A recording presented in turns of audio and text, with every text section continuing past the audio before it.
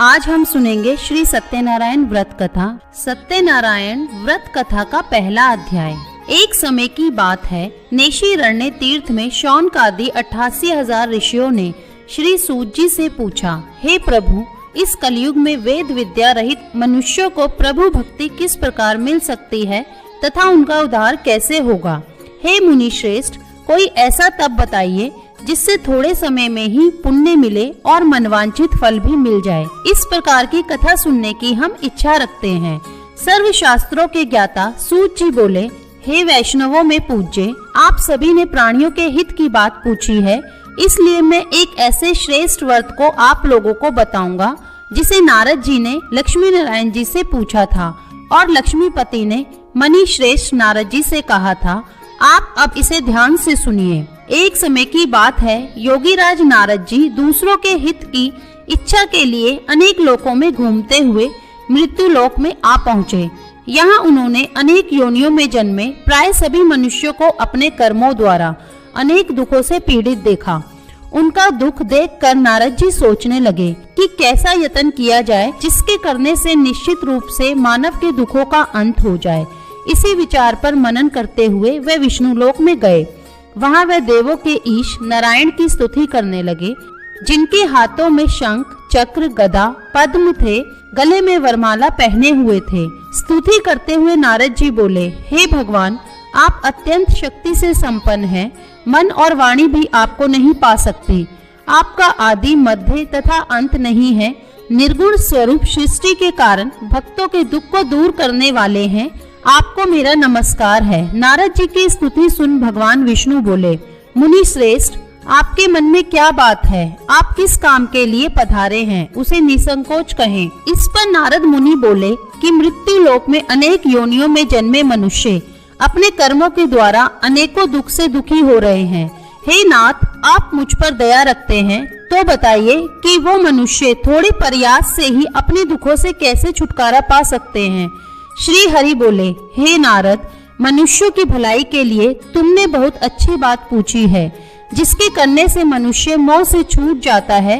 वह बात मैं कहता हूँ, उसे सुनो। स्वर्ग लोक व मृत्यु लोक दोनों में एक दुर्लभ उत्तम व्रत है जो पुण्य देने वाला है। आज प्रेमवश होकर मैं उसे तुमसे कहता हूँ। श्री सत्यनारायण भगवान का यह व्रत अच्छी तरह विधान पूर्वक करके मनुष्य तुरंत ही यहाँ सुख भोग कर मरने पर मोक्ष पाता है। श्री हरि के वचन सुन नारद जी बोले कि उस व्रत का फल क्या है और उसका विधान क्या है। यह व्रत किसने किया था? इस व्रत को किस दिन करना चाहिए? सभी कुछ विस्तार से बताएं। नारद की बात सुनकर श्री हरि बोले, दुख व शोक को दूर करने वाला, यह सभी स्थानों पर विजय दिलाने वाला है। मानव को भक्ति व श्रद्धा के साथ शाम को श्री सत्यनारायण की पूजा धर्म परायण होकर ब्राह्मणों और बंधुओं के साथ करनी चाहिए। भक्ति भाव से ही नैवेद्य, केले का फल, गेहूं के स्थान पर साटी का आटा, शक्कर तथा गुड़ लेकर वह सभी भक्षण योग्य पदार्थों को मिलाकर भगवान का भोग लगाएं। ब्राह्मणों सहित बंधु बांधवों को भी भोजन कराएं। उसके बाद स्वयं भोजन करें। भजन कीर्तन के साथ भगवान की भक्ति में लीन हो जाएं। इस तरह से सत्यनारायण भगवान का ये व्रत करने से मनुष्य की सारी इच्छाएं निश्चित रूप से पूरी होती हैं। इस कलिकाल अर्थात कलयुग में मृत्यु लोक में मोक्ष का यही एक सरल उपाय बताया गया है। श्री सत्यनारायण व्रत कथा का पहला अध्याय संपूर्ण। बोलिए श्री सत्यनारायण भगवान की जय। सत्यनारायण भगवान की व्रत कथा का दूसरा अध्याय। सूत जी बोले, हे ऋषियों, जिसने पहले समय में इस व्रत को किया था उसका इतिहास कहता हूँ, ध्यान से सुनो। सुंदर काशीपुरी नगरी में एक अत्यंत निर्धन ब्राह्मण रहता था। भूख प्यास से परेशान वह धरती पर घूमता रहता था। ब्राह्मणों से प्रेम करने वाले भगवान ने एक दिन ब्राह्मण का वेश धारण कर उसके पास जाकर पूछा, हे विप्र, नित्य दुखी होकर तुम पृथ्वी पर क्यों घूमते हो? दीन ब्राह्मण बोला, मैं निर्धन ब्राह्मण हूँ, भिक्षा के लिए धरती पर घूमता हूँ। हे भगवान, यदि आप इसका कोई उपाय जानते हो तो बताइए। वृद्ध ब्राह्मण कहता है कि सत्यनारायण भगवान मनोवांछित फल देने वाले हैं, इसलिए तुम उनका पूजन करो। इसे करने से मनुष्य सभी दुखों से मुक्त हो जाता है।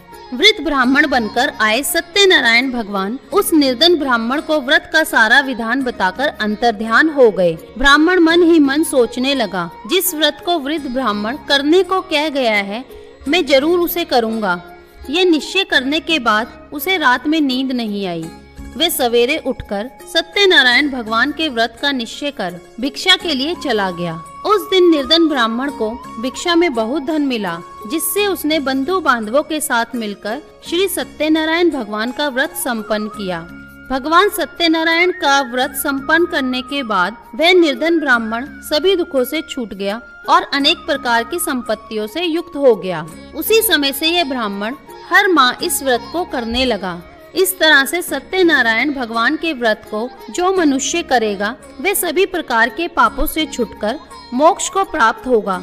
जो मनुष्य इस व्रत को करेगा वह भी सभी दुखों से मुक्त हो जाएगा। सूत जी बोले कि इस तरह से नारद जी ने नारायण जी का कहा हुआ श्री सत्यनारायण व्रत को मैंने तुमसे कहा। हे विप्रो, अब और क्या कहूँ? ऋषि बोले, हे मुनिवर, संसार में उस विप्र से सुनकर और किस किस ने इस व्रत को किया, हम सब इस बात को सुनना चाहते हैं। इसके लिए हमारे मन में श्रद्धा का भाव है। सूत जी बोले, हे मुनियों, जिसने इस व्रत को किया है वे सब सुनो। एक समय वहीं विप्र धन व ऐश्वर्य के अनुसार अपने बंधु बांधवों के साथ इस व्रत को करने को तैयार हुआ। उसी समय एक लकड़ी बेचने वाला बूढ़ा आदमी आया और लकड़ियां बाहर रखकर अंदर ब्राह्मण के घर में गया। प्यास से दुखी वे लकड़हारा उनको व्रत करते हुए देखकर विप्र को नमस्कार पूछने लगा कि आप क्या कर रहे हैं। तो उन्होंने बताया कि व्रत कर रहा हूँ तथा इसे करने से क्या फल मिलेगा, कृपया मुझे भी बताएं। ब्राह्मण ने कहा कि सब मनोकामनाओं को पूरा करने वाला ये सत्यनारायण भगवान का व्रत है। इनकी कृपा से ही मेरे घर में धन धान्य आदि की वृद्धि हुई है। विप्र से सत्यनारायण व्रत के बारे में जानकर लक्कड़हारा बहुत प्रसन्न हुआ। चरणामृत लेकर वह प्रसाद खाने के बाद वह अपने घर गया। लक्कड़हारे ने अपने मन में संकल्प किया कि आज लकड़ी बेचने से जो धन मिलेगा उसी से श्री सत्यनारायण भगवान का उत्तम व्रत करूंगा। मन में इस विचार को ले बूढ़ा आदमी सिर पर लकड़ियां रखकर उस नगर में बेचने गया जहाँ धनी लोग रहते थे।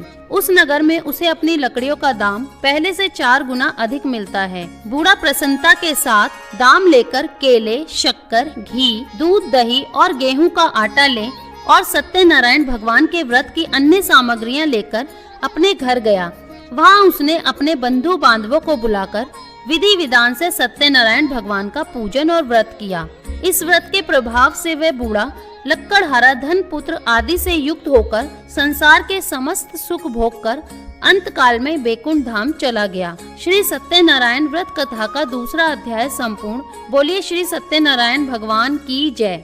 सत्यनारायण भगवान की व्रत कथा का तीसरा अध्याय। सूत जी बोले, हे श्रेष्ठ मुनियों, अब आगे की कथा कहता हूँ। पहले समय में उल्कामुख नाम का एक बुद्धिमान राजा था। वह सत्य वक्ता और जिनेंद्रिय था। प्रतिदिन वह देव स्थानों पर जाता और निर्धनों को धन देकर उनके कष्ट दूर करता था। उसकी पत्नी कमल के समान मुख वाली तथा सती साध्वी थी। भद्रशिला नदी के तट पर उन दोनों ने श्री सत्यनारायण भगवान का व्रत किया। उसी समय साधु नाम का एक वैश्य आया। उसके पास व्यापार करने के लिए बहुत सा धन था। राजा को व्रत करते देखकर वह विनय के साथ पूछने लगा, हे राजन, भक्ति भाव से पूर्ण होकर आप ये क्या कर रहे हैं? मैं सुनने की इच्छा रखता हूँ, तो आप मुझे बताइए। राजा बोला, हे साधु, अपने बंधु बांधवों के साथ पुत्रादि की प्राप्ति के लिए एक महाशक्तिमान श्री नारायण भगवान का व्रत व पूजन कर रहा हूँ। राजा के वचन सुन साधु आदर से बोला, हे राजन, मुझे इस व्रत का सारा विधान कहिए। आपके कथनानुसार मैं भी इस व्रत को करूँगा। मेरी भी संतान नहीं है और इस व्रत को करने से निश्चित रूप से मुझे संतान की प्राप्ति होगी। राजा से व्रत का सारा विधान सुन व्यापार से निवृत्त हो वह अपने घर गया। साधु वैश्य ने अपनी पत्नी को संतान देने वाले इस व्रत का वर्णन कह सुनाया और कहा कि जब मेरी संतान होगी तब मैं इस व्रत को करूँगा। साधु ने इस तरह के वचन अपनी पत्नी लीलावती से कहे। एक दिन लीलावती पति के साथ आनंदित हो सांसारिक धर्म में प्रवृत्त होकर सत्यनारायण भगवान की कृपा से गर्भवती हो गई। 10वें महीने में उसके गर्भ से एक सुंदर कन्या ने जन्म लिया। दिनों दिन वे ऐसे बढ़ने लगी जैसे कि शुक्ल पक्ष का चंद्रमा बढ़ता है। माता पिता ने अपनी कन्या का नाम कलावती रखा। एक दिन लीलावती ने मीठे शब्दों में अपने पति को याद दिलाया कि आपने सत्यनारायण भगवान के जिस व्रत को करने का संकल्प किया था उसे करने का समय आ गया है। आप इस व्रत को करिए। साधु बोला कि हे प्रिय, इस व्रत को मैं उसके विवाह पर करूंगा। इस प्रकार अपनी पत्नी को आश्वासन देकर वह नगर को चला गया। कलावती पिता के घर में रहकर वृद्धि को प्राप्त हो रही थी। साधु ने एक बार नगर में अपनी कन्या को सखियों के साथ देखा तो तुरंत ही दूत को बुलाया और कहा कि मेरी कन्या के योग्य वर देखकर आओ। साधु की बात सुनकर दूत कंचन नगर में पहुंचा और वहां देखभाल कर लड़की के सुयोग्य वाणिक पुत्र को ले आया। सुयोग्य लड़के को देख साधु ने बंधु बांधवों को बुलाकर अपनी पुत्री का विवाह कर दिया। लेकिन दुर्भाग्य की बात यह है कि साधु ने अभी भी श्री सत्यनारायण भगवान का व्रत नहीं किया। इस पर श्री भगवान क्रोधित हो गए और श्राप दिया कि साधु को अत्यधिक दुख मिले। अपने कार्य में कुशल साधु बनिया जमाई को लेकर समुद्र के पास स्थित होकर रत्नासारपुर नगर में गया। वहां जाकर दामाद ससुर दोनों मिलकर चंद्रकेतु राजा के नगर में व्यापार करने लगे। एक दिन भगवान सत्यनारायण की माया से एक चोर राजा का धन चुराकर भाग रहा था। उसने राजा के सिपाहियों को अपना पीछा करते देख चुराया हुआ धन वहां रख दिया जहां साधु अपने जमाई के साथ ठहरा हुआ था। राजा के सिपाहियों ने साधु वैश्य के पास राजा का धन पड़ा देखा तो वह ससुर जमाई दोनों को बांधकर प्रसन्नता से राजा के पास ले गए और कहा कि उन दोनों चोरों को हम पकड़ कर लाए हैं, आप आगे की कार्यवाही की आज्ञा दें। राजा की आज्ञा से उन दोनों को कठिन कारावास में डाल दिया गया और उनका सारा धन भी उनसे छीन लिया गया। श्री सत्यनारायण भगवान से श्राप से साधु की पत्नी भी बहुत दुखी हुई। घर में जो धन रखा था उसे चोर चुरा ले गए। शारीरिक और मानसिक पीड़ा वह भूख प्यास से अधिक दुखी हो अन्न की चिंता में कलावती एक ब्राह्मण के घर गई। वहां उसने श्री सत्यनारायण भगवान का व्रत होते देखा, फिर कथा भी सुनी। वे प्रसाद ग्रहण कर रात को घर वापस आई। माता ने कलावती से पूछा कि हे पुत्री, अब तक तुम कहाँ थी, तेरे मन में क्या है? कलावती ने अपनी माता से कहा, हे माता, मैंने एक ब्राह्मण के घर में श्री सत्यनारायण भगवान का व्रत देखा है। कन्या के वचन सुन लीलावती भगवान के पूजन की तैयारी करने लगी। लीलावती ने परिवार व बंधुओं सहित सत्यनारायण भगवान का पूजन किया। उनसे वर मांगा कि मेरे पति तथा जमाई शीघ्र घर आ जाएं। साथ ही यह प्रार्थना की कि हम सबका अपराध क्षमा करें। श्री सत्यनारायण भगवान इस व्रत से संतुष्ट हो गए और राजा चंद्रकेतु को सपने में दर्शन दे कहा कि हे राजन, तुम उन दोनों वैश्यों को छोड़ दो। तुमने उनका जो धन लिया है उसे वापस कर दो। अगर ऐसा नहीं किया तो मैं तुम्हारा धन, राज्य व संतान सभी को नष्ट कर दूंगा। राजा को यह कहकर भगवान अंतर्ध्यान हो गए। प्रातः काल सभा में राजा ने अपना सपना सुनाया। फिर बोले कि वणिक पुत्रों को कैद से मुक्त कर सभा में लाओ। दोनों ने आते ही राजा को प्रणाम किया। राजा मीठी वाणी में बोला, हे महानुभावों, भाग्यवश ऐसा कठिन दुख तुम्हें प्राप्त हुआ है, लेकिन अब तुम्हें कोई भय नहीं है। ऐसा कह राजा ने उन दोनों को नए वस्त्राभूषण भी पहनाए और जितना धन उनका लिया था उससे दोगुना धन वापस कर दिया। दोनों वैश्य अपने घर को चल दिए। श्री सत्यनारायण व्रत कथा का 3रा अध्याय संपूर्ण। बोलिए श्री सत्यनारायण भगवान की जय। सत्यनारायण भगवान की व्रत कथा का 4था अध्याय। सूत जी बोले, वैश्य ने मंगलाचार कर अपनी यात्रा आरंभ की और अपने नगर की ओर चल दिए। उनके थोड़ी दूर जाने पर एक दंडी वेशधारी श्री सत्यनारायण ने उनसे पूछा, हे साधु, तेरी नाव में क्या है? अभिवाणी वणिक हंसता हुआ बोला, हे दंडी, आप क्यों पूछते हो? क्या धन लेने की इच्छा है? मेरी नाव में तो बेल व पत्ते भरे हुए हैं। वैश्य के कठोर वचन सुन भगवान बोले, तुम्हारा वचन सत्य हो दंडी। ऐसे वचन कहकर वहां से दूर चले गए। कुछ दूर जाकर समुद्र के किनारे बैठ गए। दंडी के जाने के बाद साधु वैश्य ने नित्य क्रिया के पश्चात नाव को ऊंची उठते देखकर अचंबा माना और नाव में बेल पत्ते आदि देख वे मूर्छित हो जमीन पर गिर पड़ा। मूर्छा खुलने पर वे अत्यंत शोक में डूब गया। तब उसका दामाद बोला कि आप शोक न मनाएं, यह दंडी का श्राप है, इसलिए हमें उनकी शरण में जाना चाहिए, तभी हमारी मनोकामना पूरी होगी। दामाद की बात सुनकर वे दंडी के पास पहुंचा, अत्यंत भक्तिभाव नमस्कार करके बोला, मैंने आपसे जो जो असत्य वचन कहे थे उनके लिए मुझे क्षमा दे। ऐसा कह कहकर शोकातुर हो रोने लगा। तब दंडी भगवान बोले, हे वाणिक पुत्र, मेरी आज्ञा से बार बार तुम्हें दुख प्राप्त हुआ है, तू मेरी पूजा से विमुख हुआ। साधु बोला, हे भगवान, आपकी माया से ब्रह्मा आदि देवता भी आपके रूप को नहीं जानते, तब मैं अज्ञानी कैसे जान सकता हूँ। आप प्रसन्न होइए, अब मैं सामर्थ्य के अनुसार आपकी पूजा करूँगा, मेरी रक्षा करो और पहले के समान नौका में धन भर दो। साधु वैश्य के भक्ति पूर्वक वचन सुनकर भगवान प्रसन्न हो गए और उसकी इच्छा अनुसार वरदान देकर अंतर्ध्यान हो गए। ससुर जमाई जब नाव पर आए तो नाव धन से भरी हुई थी। फिर वहीं अपने अन्य साथियों के साथ सत्यनारायण भगवान का पूजन कर अपने नगर को चल दिए। जब नगर के नजदीक पहुँचे तो दूत को घर पर खबर करने के लिए भेज दिया।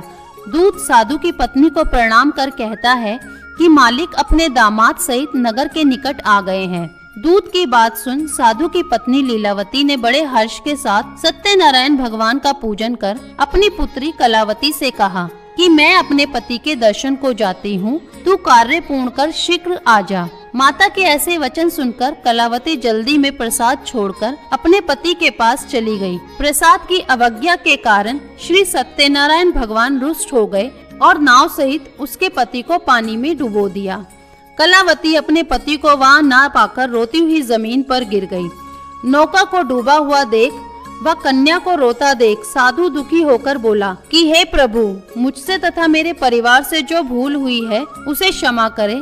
साधु के दीन वचन सुनकर श्री सत्यनारायण भगवान प्रसन्न हो गए और आकाशवाणी हुई, हे साधु, तेरी कन्या मेरे प्रसाद को छोड़कर आई है, इसलिए उसका पति अदृश्य हो गया है। यदि वह घर जाकर प्रसाद खाकर लौटती है तो इसे इसका पति अवश्य मिलेगा।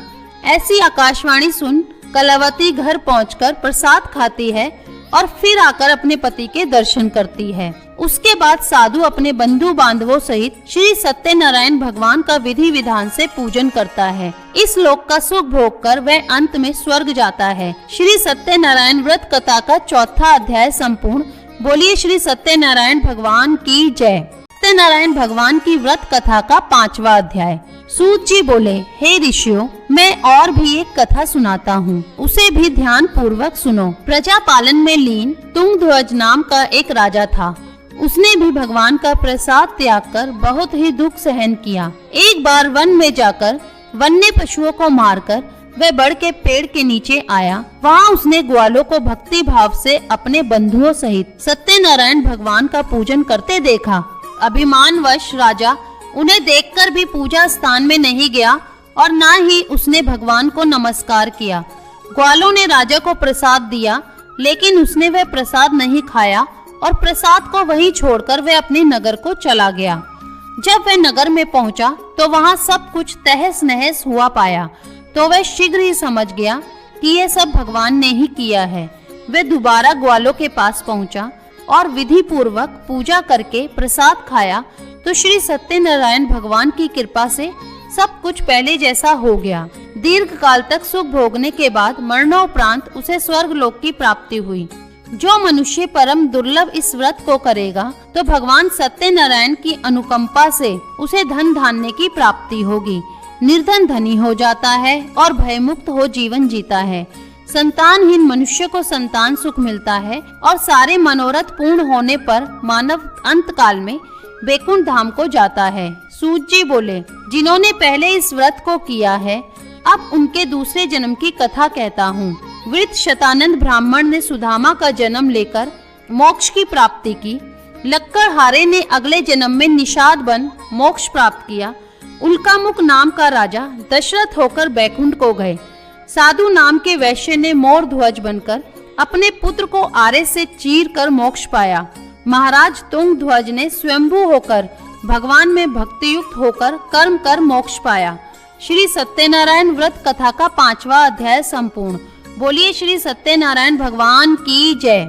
अगर वीडियो पसंद आई हो, वीडियो को लाइक और शेयर करें और चैनल को सब्सक्राइब करना ना भूलें।